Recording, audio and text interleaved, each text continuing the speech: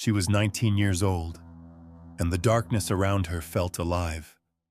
Cold iron pressed into her wrists, chains biting into skin that had not yet stopped trembling. The air beneath the arena was thick, damp, and heavy with something she could not name. Above her, the sound never stopped. 50,000 voices, roaring, laughing, celebrating. They were celebrating the deaths of her brothers. Just hours ago, she had watched them fall in the sand, one after another, their blood swallowed by the same ground that now shook with applause. She had screamed until her voice broke, until no sound came out, until even her grief felt numb. Now she waited. A flicker of light crept under the stone door in front of her. Footsteps echoed somewhere in the corridor, slow, deliberate, coming closer.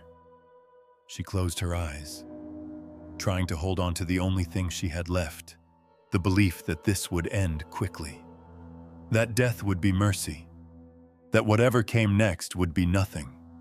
But deep down, something inside her whispered the truth she did not want to face. Death was not the worst thing Rome could give her.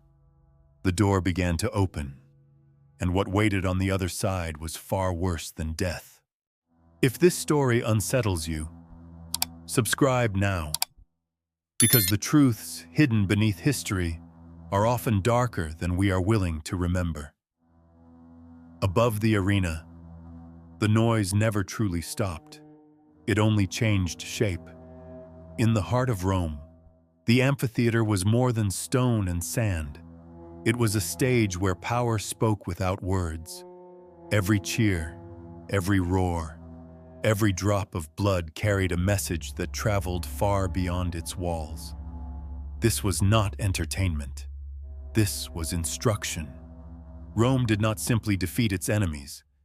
It performed their defeat. The sand beneath the fighters was not there for beauty. It was there to drink what spilled. Blood disappeared quickly, but the memory of it lingered in the minds of those who watched. Victory was not complete until it was seen, until it was celebrated, until it was burned into the imagination of an entire empire. And the message was always the same: resist Rome, and you will be erased. But death was only the beginning of that message. After every conquest, after every crushed rebellion, Rome gathered more than gold and weapons. It gathered people. The defeated were counted, sorted, and transported like spoils of war. Among them were women, not just villagers, but daughters of leaders, wives of warriors, keepers of traditions. They were not chosen by accident. They were chosen because they meant something. To destroy a people. Rome understood one truth. You do not only break their bodies, you break their symbols.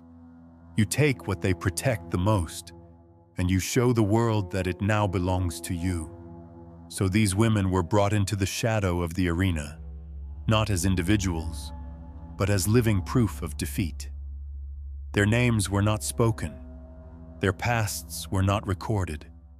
Their identities dissolved the moment they entered Roman hands. They were no longer part of a tribe, or a family, or a story. They became something else. They became a message. And in Rome, messages were written in blood, in silence, and in the slow, deliberate stripping away of everything that once made a person human.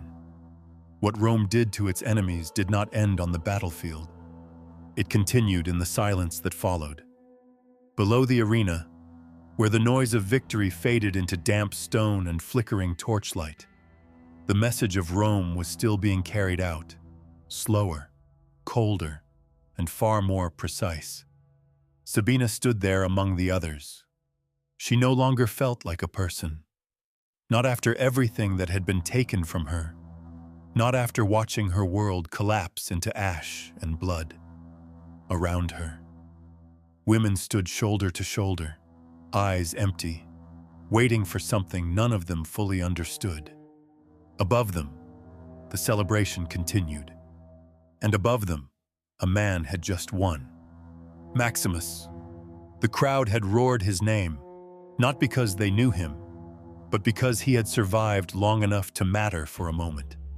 His opponent lay still in the sand, already forgotten, already becoming part of the ground that swallowed so many before him. Maximus did not feel like a victor. He felt like a man who had been allowed to breathe one more time. But in Rome, survival came with something else: reward. An official approached him, calm, almost indifferent, holding a wax tablet filled with carefully written entries. The ritual was familiar, repeated countless times before, carried out with the same quiet efficiency as everything else in the empire. Maximus reached for the tablet. His eyes moved across the surface, scanning lines that reduced lives into details: age, origin, condition. Each word stripped away something invisible, something human. Then he saw it. Sabina. He did not know her. He did not know what she had lost, or who she had been before Rome took everything from her. To him, she was just another name among many. And yet, that name was now his to choose. For most of his life, Maximus had owned nothing.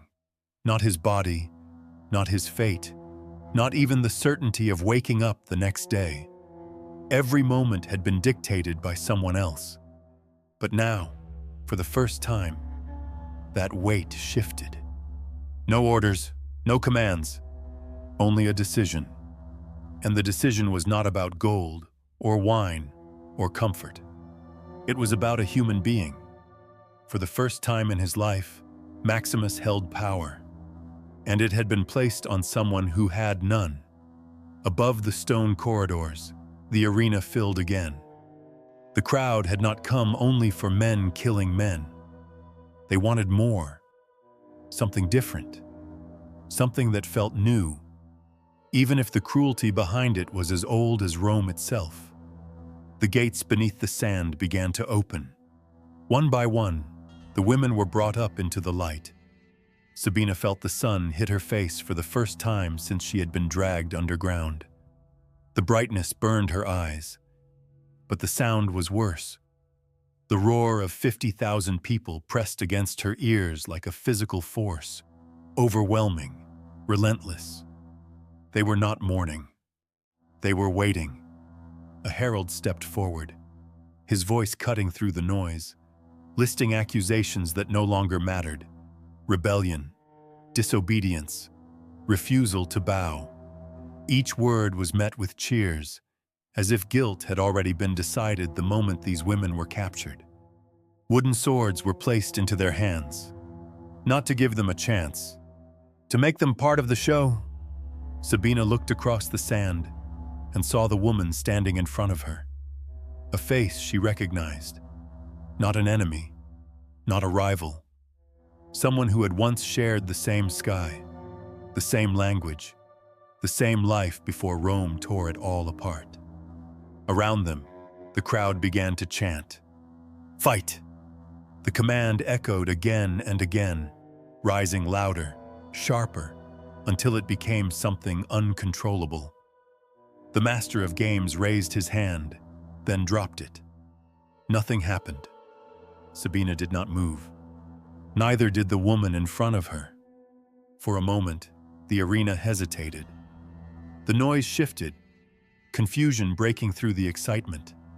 The crowd leaned forward, expecting violence, expecting blood, expecting the script to continue as it always had. But the two women remained still. Their hands tightened around the wooden swords, but they did not lift them. Their eyes locked, not with hatred, but with something far more dangerous. Refusal. Seconds passed, stretching longer than any fight. The chants turned into shouts, then into anger. Fight. Still nothing. In a world where everything was forced, where every action was controlled, where even death was performed on command, two unarmed women chose to do the only thing left to them. They chose not to obey, and in that silence, in front of 50,000 people, Rome was denied the one thing it demanded most: submission. For a brief moment, the silence held. Then Rome answered. The master of games did not shout. He did not argue. He simply gave a signal.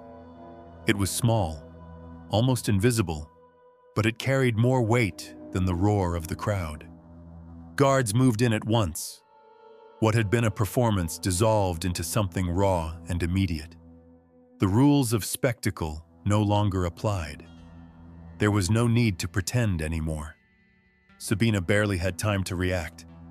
A strike came from behind, hard and sudden, forcing her to her knees. Around her, the noise returned, louder now, but different. Not excitement, not anticipation. Approval. The crowd had been denied their entertainment, so they were given something else. Punishment. The other woman fell beside her, dragged down by hands that showed no hesitation, no anger, only routine. This was not chaos. This was procedure. Sabina tried to hold her ground, but the force against her was overwhelming. Her fingers lost their grip on the wooden sword. It fell into the sand, forgotten instantly, just like the choice she had tried to make.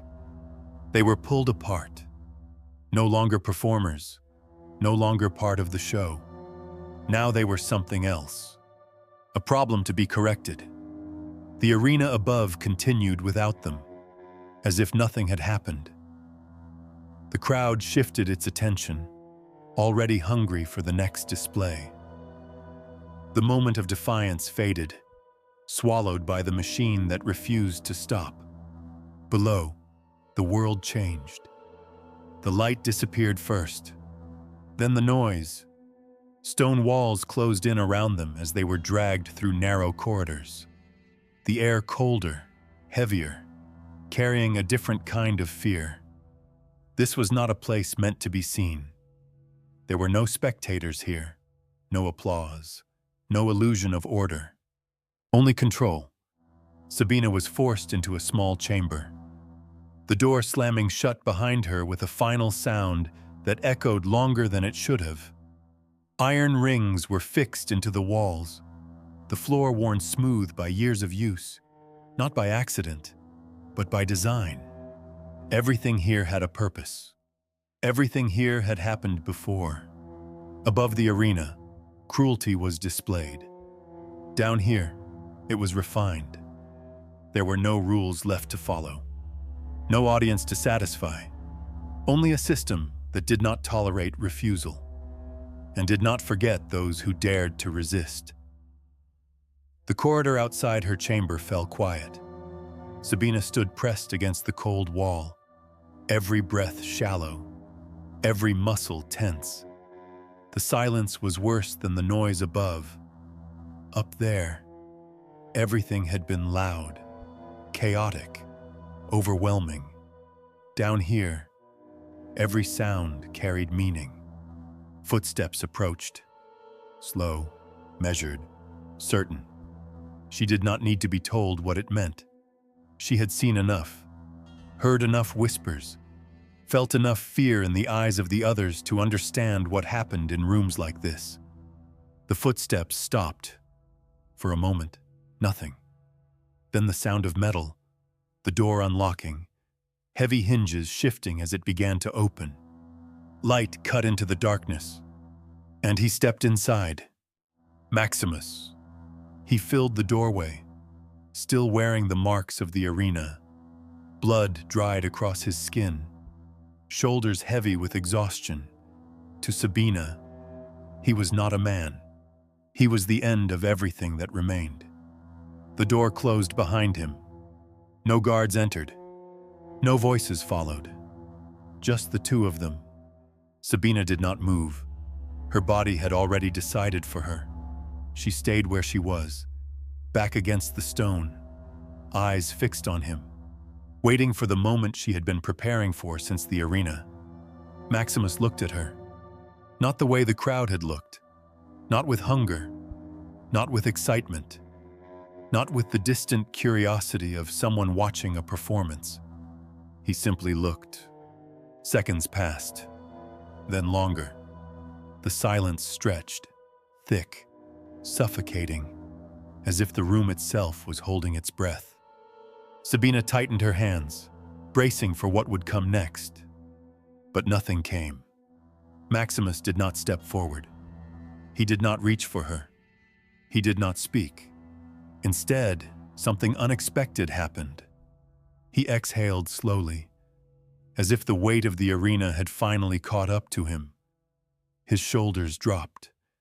The tension that had held him upright in front of 50,000 people began to fade. Then he moved, not toward her, but down. He sat, right there on the cold stone, a short distance away, placing space between them instead of closing it. Sabina blinked, unsure if she had understood what she was seeing. This was not how it was supposed to happen. He removed his helmet, setting it aside, his face no longer hidden behind the role he had been forced to play. For the first time since the door opened, he spoke. Not a command, not a threat, just a quiet voice, almost uncertain. He asked her name, and in that moment, something broke. Not in her, in the system that had brought them here. Because in a place designed to strip away humanity, he had made a choice that Rome could never predict. He chose not to become the monster they expected. For a long moment, Sabina did not answer. Her name felt distant, like something that belonged to another life. In this place, names had no value. Names were taken, erased, replaced by silence. Maximus waited. He did not repeat the question. He did not move closer. He simply sat there, as if he understood that whatever stood between them was not fear alone, but everything that had been done to break it. Finally, her voice came, quiet, almost fragile. Sabina. The word hung in the air, small but real. Maximus nodded, as if it mattered. Then he spoke again, slower this time, his words rough, shaped by a language that was not fully his. He asked about her home, not as an interrogator, not as a master, but as someone trying to reach across something invisible. At first, she said nothing, but silence had already been taken from her once today. Refusal had only brought more pain, and this was different. There was no demand in his voice, only a question. So she answered, not everything, not all at once, but enough. A village that no longer existed, a family that would never return, a life that had ended before she understood it was ending. Maximus listened. He did not interrupt. He did not correct. He did not turn her words into something useful. For the first time since she had been captured, someone allowed her story to exist. Then, slowly, he spoke of his own, a father lost long ago, a childhood shaped by debt and chains, years spent fighting not for honor, not for glory, but simply to stay alive. Each victory taking something from him, until even survival began to feel like a different kind of loss. They were not the same, but they were not as different as Rome had made them. Time passed without either of them noticing. The walls did not change. The darkness did not lift, but something inside the room shifted, quiet, almost impossible to name. Then Maximus grew still. The weight of reality returned. He looked toward the door, toward the system waiting just beyond it, and something hardened in his expression. Not cruelty, not anger, but decision. There was no way to break what Rome had built, but there might be a way to bend it. He stood, slowly, as if careful not to disturb what had formed between them. Then he spoke again, quieter now. He told her he would try. Not a promise, but something close enough to hope to make it dangerous. Hope did not last long in Rome. The door opened again, and this time it did not bring silence. It brought procedure. Voices returned, cold and efficient, carrying the same indifference that had shaped everything from the beginning. Sabina was taken from the chamber. There were no words exchanged, no time to look back. Whatever had passed between her and Maximus remained in that room, fragile and unfinished, left behind as if it had never happened. She was moved through corridors that all looked the same, stone, narrow, unwelcoming. The air grew heavier with each step, filled with the quiet presence of others who had been processed before her and would be processed after. A label had been given, a decision had been made, and in Rome, once something was written, it moved forward without hesitation. The place they brought her to was not meant to heal, it was meant to contain. Bodies were laid close together, some breathing, some not, all reduced to the same final state of neglect. The system did not need to be cruel here. It only needed to stop caring. Sabina lay among them. No chains now, no guards watching her every movement. But the absence of control did not mean freedom. It meant she had already been decided. Time blurred. Pain came quietly, spreading through her body without urgency, without resistance. No one called her name. No one asked where she came from. No one remembered the moment she stood in the arena and refused. That moment had already disappeared. Above her, Rome continued. The arena filled again. The crowd returned, victories were celebrated, losses forgotten, and the machine moved forward exactly as it always had. Somewhere within that system, whispers began to grow. Not about Sabina, about disruption. Officials noticed patterns, resistance, small but unsettling, stories spreading beyond the arena, carried by survivors, repeated in places Rome could not fully control. Not outrage, instability. And that was something Rome understood. Not as a moral failure, but as a threat. Changes were discussed, adjustments made, not to restore dignity, not to protect the powerless, but to maintain order, to keep the system running without interruption. Sabina did not live to see any of it. Her story ended quietly, without record, without acknowledgement, without a trace strong enough to challenge the silence that followed. The hope that had flickered in that dark room was real. But in Rome, reality did not bend for hope. It erased it. Sabina died without a sound. No final words, no witness, no record strong enough to carry her name beyond those stone walls. The place that took everything from her did not pause, did not reflect, did not even notice when she was gone. She disappeared the way Rome preferred its victims to disappear, quietly. But not everyone walked away untouched. Maximus returned to the arena. The crowd still roared for him. They still raised their hands, still called for blood, still demanded the same performance they had always demanded. To them, nothing had changed. Another fighter, another day, another life at stake. But inside him, something had shifted. He fought again, because he had no choice.